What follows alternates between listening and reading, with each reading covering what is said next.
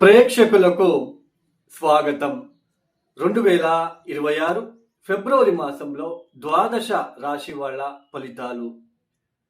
ముఖ్యంగా జనవరి మాసంలో ఏర్పడినట్టే ఈ ఒక మాసంలో అంటే జనవరి మాసంలో మకర రాశిలో పంచగ్రహ కూటమి ఏర్పడింది. ఈ ఫిబ్రవరి మాసంలో కూడా ఆ పంచగ్రహ కూటమినే రిపీట్ అవ్వబోతుంది. అది రాహువుతో కలిసి. ముఖ్యంగా ఈ ఫిబ్రవరి మాసంలో గ్రహ సంచారాన్ని పరిశీలించినట్లు గనకైతే శని మీన రాశిలో సంచారం, గురువు గారు వక్రించి మిథునంలో సంచారం చేస్తున్నారు, కేతు సింహరాశిలో సంచారం, రాహు కుంభంలో సంచారం. ఇక సూర్యుడు ఫిబ్రవరి 13వ తేదీ కుంభంలోకి ప్రవేశిస్తారు. బుధుడు ఫిబ్రవరి 3వ తేదీ కుంభంలోకి ప్రవేశిస్తారు. శుక్రుడు ఫిబ్రవరి 6వ తేదీ కుంభంలోకి ప్రవేశిస్తారు. కుజుడు ఫిబ్రవరి 23వ తేదీ కుంభంలోకి ప్రవేశిస్తారు. ఈ పంచగ్రహ కూటమితో పాటు అంటే రాహుతో కలిసి కుజ, శుక్ర, బుధ, సూర్య ఈ 4 గ్రహాలు ప్లస్ రాహు కుంభరాశిలో సంచారం చేసేటప్పుడు ఈ ఫిబ్రవరి మాసంలో 17వ తేదీ, 18వ తేదీ, 19వ తేదీ ఈ 3 రోజులు కూడా చంద్రుడు కూడా కలవబోతున్నారు. అంటే పంచగ్రహ కూటమి ఈ కుంభరాశిలో అనేది ఏర్పడబోతున్నది. రాహుతో సూర్యుడు కలవడం అనేది ఇది పితృదోషాన్ని సూచిస్తుంది. ఒకసారి మీ జాతకాన్ని ఒకసారి పరిశీలించుకోండి. ఎవరి జాతకంలో గనక సూర్యుడితో పాటు రాహు లేదా శని గనక ఉన్నట్లు గనకైతే పితృదోషం ఏర్పడుతుంది. అలాంటి జాతకుల ఇంట్లో ఎవరైనా ఆకస్మిక దుర్మరణం అయ్యి ఉండే ఆస్కారాలు కూడా ఉంటాయి. మీరు ఒకసారి చెక్ చేసుకోండి. అలానే పితృదోషం ఉన్న వాళ్ళకి ఆర్థికంగా ఇబ్బందులు, అలానే ఉద్యోగపరంగా, అలానే పిల్లలు పుట్టడానికి, పిల్లలకి సంబంధించిన విషయాలు అంటే సంతానానికి సంబంధించిన విషయాలు ఆటంకులు ఎక్కువగా మీరు చూస్తూ వస్తూ ఉంటారు. సో అలాంటి ఏదైతే రాహుతో సూర్యుడు కలుస్తున్నారు కాబట్టి ఈ ఫిబ్రవరి మాసంలో ఎవరైనా సరే సిజరింగ్ చేసుకోవాలి అనుకున్న వాళ్ళు ఫిబ్రవరి 13వ తేదీ లోపుననే మీరు ఆ సిజరిన్ కార్యక్రమాన్ని మీరు చేసుకోగలిగితే మంచిది. ఫిబ్రవరి 13వ తేదీ దాటిన తర్వాత ఈ రాహువుతో సూర్యుడు కలవడము. ప్రస్తుతం రాహువు 15 డిగ్రీలలో ఉన్నారు. సూర్యుడు 8 డిగ్రీలోకి అంటే 10 డిగ్రీలోకి నియర్గా వెళ్ళినప్పుడు పూర్తిగా అది గ్రహణ దోషంగా మనము తీసుకోవాలి. అంటే డీప్గా పితృదోషం ఏర్పడబోతున్నది. అది కుంభరాశిలో, అది వాయుతత్వ రాశి. ఈ ఏదైతే పంచగ్రహ కూటమి అనేది వాయుతత్వ రాశిలో ఏర్పడబోతున్నదో ఇది దేశానికి అరిష్టం. అంటే ఈ ఒక మన ప్రాపంచిక విషయాలలో ఎక్కువ ఈ వాయువు ద్వారా వాయుతత్వ రాశిలలోనే అంటే కుంభరాశిలలోనే రాహువుతో కలిసి ఈ కుజుడు సూర్యుడు కూడా సంచారం చేస్తూ ఉంటారు. కాబట్టి ఈ గాలి నుంచి వచ్చే అంటే గాలి నుంచి వేగంగా స్ప్రెడ్ అయ్యేది అగ్ని ప్రమాదాలు కావచ్చు, ఏదైనా కెమికల్ రియాక్షన్ వలన కావచ్చు. అలానే ముఖ్యంగా ర్యాష్గా డ్రైవింగ్ ఎవరైతే చేస్తున్నారో కొంచెం అవాయిడ్ చేయండి. రాత్రిపూట ప్రయాణాలని కొంచెం అవాయిడ్ చేయండి. అలానే ఈ పంచగ్రహ కూటమి అనేది ఎక్కువగా అగ్ని ప్రమాదాలు, అలానే దేశ రాజకీయ వ్యవస్థ మీద ఎక్కువ పరిణామం చూపించబోతున్నది. ఎవరైతే రిస్కీ జాబ్లో ఉంటున్నారో ఎలక్ట్రికల్ డిపార్ట్మెంట్, అలానే పోలీస్ డిపార్ట్మెంట్, మిలిటరీ డిపార్ట్మెంట్, అలానే ముఖ్యంగా మిషన్ వైజ్ ఎవరైతే పనిచేస్తూ ఉంటారో వాళ్ళు ఈ సమయంలో చాలా జాగ్రత్తలు తీసుకుంటే మంచిది. ఇక ఒక్కొక్క రాశి గురించి మనం తెలుసుకుంటూ వెళ్దాం. 2026 ఫిబ్రవరి మాసంలో మేష రాశి వాళ్ళ ఫలాఫలాలు. ముఖ్యంగా ఈ ఒక మాసంలో అభివృద్ధి కోసం చేసే ప్రయత్నాలలో, ముఖ్యంగా ఉద్యోగ విషయాలలో చూడండి, నేను ఉద్యోగం వెతుకుతున్నాను చాలా రోజుల నుంచి, ఉద్యోగం దొరకట్లేదు. ఈ ఒక మాసంలో ఉద్యోగం దొరికే ఛాన్సెస్ ఎక్కువగా ఉంటుంది. కొంచెం ఎక్కువగా ప్రయత్నం చేయండి. అలానే ఉద్యోగ బదిలీ కోసం ఎవరైతే ప్రయత్నం చేస్తున్నారో, ఆల్రెడీ జాబ్ చేస్తూ నేను వేరే ఇంటర్వ్యూ ఇచ్చాను, వెయిటింగ్ ఫర్ రిజల్ట్ అంటే రిజల్ట్ కోసం నేను వెయిట్ చేస్తున్నాను. ఎస్, ఈ ఒక మాసంలో అలాంటి సిచ్యుయేషన్ ఏర్పడబోతుంది. అంటే ఉన్న ఉద్యోగం నుంచి ఇంకొక ఉద్యోగానికి బదిలీ అయ్యే ఛాన్సెస్ అనేది ఎక్కువగా నిండుగా కనిపిస్తూ ఉంటుంది. అంటే ఉద్యోగ విషయాలలో మీకు చాలా పాజిటివ్ కనిపించబోతుంది ఈ ఒక మాసంలో. కొత్త అవకాశాలు, కొత్త ప్రాజెక్టులు రావడం అనేది నిండుగా కనిపిస్తూ ఉన్నాయి.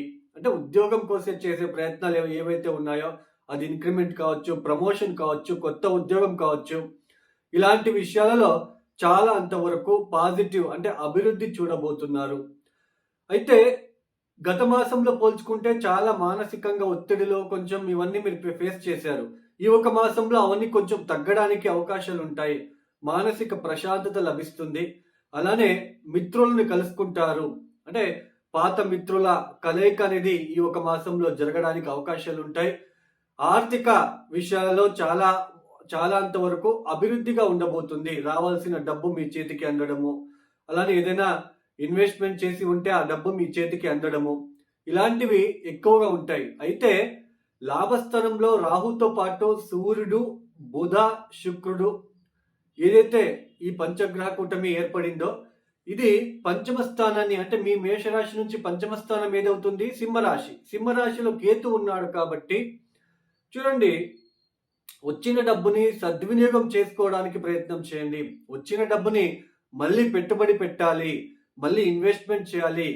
సో ఎవరో నా మిత్రుడు చెప్తున్నాడు చాలా రోజుల నుంచి, అదేదో ఇన్వెస్ట్మెంట్ చేయమని చెప్పాడు, చేసేస్తే పోలా అన్నట్టుగా అయితే మీరు వెళ్ళకండి. ఎందుకంటే పంచమ స్థానము మన ఆలోచించే విధానము, అక్కడ కేతు ఉన్నాడు కాబట్టి ఇక్కడ ముఖ్యంగా బుధ దృష్టి, సూర్య దృష్టి కూడా పడుతూ ఉంటుంది కేతు మీద, అంటే పంచమ స్థానం మీద. సో ఆర్థిక విషయాల్లో మీకు అభివృద్ధి ఉంటుంది, రావాల్సిన డబ్బు వస్తుంది, కొంచెం మానసికంగా ప్రశాంతత ఏర్పడుతుంది, ఇవన్నీ ఓకే. బట్ ఇక్కడ పంచమ స్థానంలో కేతు ఉండడము బుధ దృష్టి పడుతుంది కాబట్టి ఆవేశపూరిత నిర్ణయాలు తీసుకోవద్దు. సడన్ ఆకస్మిక నిర్ణయాలు తీసుకోవద్దు. ఆలోచించకుండా నిర్ణయాలు తీసుకోవద్దు. ఇన్వెస్ట్మెంట్ విషయంలో, బిజినెస్ ఎక్స్పాన్షన్ విషయంలో కొంచెం జాగ్రత్తలు. సడన్ గా ఇన్వెస్ట్మెంట్ చేయడము, లేదా ఇక్కడ ఈ గ్రహస్థితి ఏం చూపిస్తుంది అంటే వచ్చిన డబ్బుని సద్వినియోగం చేసుకోకుండా మోసపోవడానికి ఎక్కువగా అలాంటి గ్రహస్థితి చూపిస్తా ఉంది. కాబట్టి వచ్చిన డబ్బుని కాస్త సద్వినియోగం చేసుకోండి. లేదంటే ఎవరో చెప్పారు ఏదో ఇన్వెస్ట్మెంట్ చేస్తే బాగుంటుంది, పలానా విషయాలలో పలానా ఒక థింగ్స్ మీద ఇన్వెస్ట్మెంట్ చేస్తే రెట్టింపు అవుతుంది, ఇలాంటి ఆశలని పెట్టుకోకుండా ఉంటే మంచిది. వచ్చిన డబ్బుని ఈ కాలం అంతా వచ్చిన డబ్బుని సద్వినియోగం చేసుకోవడానికి ప్రయత్నం చేయండి. లేదు అంటే డబ్బు నష్టం జరిగే సూచనలు కూడా నిండుగా కనిపిస్తూ ఉన్నాయి. తస్మాత్ జాగ్రత్త. లాభస్థానంలో గ్రహాలు వచ్చాయి, లాభం, కోట్లు సంపాదిస్తారని మీరు వింటూ ఉంటారు. అక్కడ పంచమ స్థానంలో ఏ గ్రహం ఉంది? కేతు ఉన్నాడు. పంచమాధిపతి సూర్యుడు అక్కడ వచ్చినప్పటికీ కేతు దృష్టి రాహుతో కలుస్తున్నాడు. అందులోనే బుధ ఒక దృష్టి, బుధుడు కేతువుని చూస్తున్నాడు. కేతు బుధుడు ఇద్దరికి కూడా అక్కడ కాంబినేషన్ ఉండదు. బుధుడు అంటే ఇంటెలెక్చువల్, క్రియేటివిటీ, మ్యాథమెటిక్స్ లో హైయెస్ట్ నాలెడ్జ్ ఉన్న వ్యక్తి ఎవరైనా ఉన్నారంటే వాళ్ళ జాతకంలో బుధుడు చాలా బలిష్టంగా ఉన్నాడు. అలానే కౌటుంబిక విషయాలు, అలానే ఆర్థిక విషయాలలో మీకు చాలా బాగుంది అంటే బుధుడు బాగున్నాడు అని అర్థం. ఎప్పుడైతే బుధ దృష్టి కేతు మీద పడుతుందో మీ యొక్క పంచమ స్థానం అవుతుంది. పంచమ స్థానం అంటే ఏంటి? మన ఆలోచన, క్రియేటివిటీ, ఇవన్నీ తగ్గిపోతాయి. మర్చిపోవడము, ఎవరో చెప్పారని ఇన్వెస్ట్మెంట్ చేయడము, ఇట్లాంటివి చేయకండి. పెట్టుబడి విషయంలో జాగ్రత్తలు. అలానే సంతానం విషయంలో ఎవరైనా గర్భిణీ స్త్రీలు ఉంటే జాగ్రత్తలు. సో ఈ సమయంలో మతిమరుపు, సరిగ్గా భోజనం చేయలేకపోవడం, ఇలాంటివన్నీ చేస్తే బాగుండదు. మీరు కరెక్ట్గా టైం టు టైం భోజనం చేసుకోవడానికి ప్రయత్నం చేయండి. అలానే ఎక్కువ ఆలోచించకుండా ఉండడానికి ప్రయత్నం చేయండి. అనగత్య విషయాలలో ఎక్కువ ఆలోచన, ఇంట్రెస్ట్ వద్దు. అలానే నమ్మి మోసపోవడానికి, చెప్పిన మాటలు నమ్మి మోసపోవడానికి కూడా అవకాశాలు నిండుగా ఉన్నాయి. సో తస్మాత్ జాగ్రత్త. ఇన్వెస్ట్మెంట్, డబ్బు వచ్చిందా మీ చేతికి, మీరు మీ అకౌంట్లో పెట్టుకోండి. దాన్ని మళ్ళా నేను డబల్ చేస్తాను, త్రిబల్ చేస్తానని మాత్రం వెళ్ళకండి. ఈ గ్రహస్థితి అలానే చూపిస్తుంది కాబట్టి వచ్చిన అమౌంట్ని సద్వినియోగం చేసుకోండి. అలానే సంతానం విషయంలో కొంచెం సంతానానికి సంబంధించిన విషయాల్లో కొంచెం అప్స్ అండ్ డౌన్స్, కొంచెం వాళ్ళ మీద కోపము, చిరాకు, మీకు వాళ్ళు నేను చెప్పిన మాట వాళ్ళు వినట్లేదు, ఇలాంటివి ఎక్కువగా నిండుగా కనిపిస్తూ ఉంటాయి. బట్ జాబ్ రిలేటెడ్ మానసిక కొంచెం ప్రశాంతత కనిపించడానికి ఆస్కారాలు ఉన్నాయి. కొత్త మిత్రులు కలుసుకుంటారు, డబ్బు మీకు చేతికి అందుతుంది, బాగానే ఉంటుంది ఇదంతా. బట్ చెప్పిన మాటలు నమ్మి మోసపోవడానికి ఛాన్సెస్ ఉంటుంది. ఇన్వెస్ట్మెంట్ విషయంలో కొంచెం జాగ్రత్తలు తీసుకోండి. అలానే ముఖ్యంగా ఈ మేషరాశి వాళ్ళు చూడండి, దక్షిణామూర్తి ఆరాధన చేసుకోండి ఈ ఒక మాసంలో. దక్షిణామూర్తి ఆరాధన, అలానే ముఖ్యంగా లక్ష్మీ నరసింహస్వామి ఆరాధన ఎంత చేస్తే మీకు అంత మంచిది. లక్ష్మీ నరసింహస్వామి టెంపుల్కి వెళ్ళి ఈ రెడ్ కలర్ ఫ్లవర్స్తో పూజించడానికి ప్రయత్నాలు చేసుకోండి. ఎవరైతే ఈ వీడియోని చూస్తున్నారో లైక్ చేయండి, షేర్ చేయండి, సబ్స్క్రైబ్ చేసుకోండి. ఇక ఈ వీడియోని ముక్తాయం చేస్తున్నాను. సర్వే జనం సుఖినో భవంతు. ధన్యవాదములు. జై శ్రీరామ్.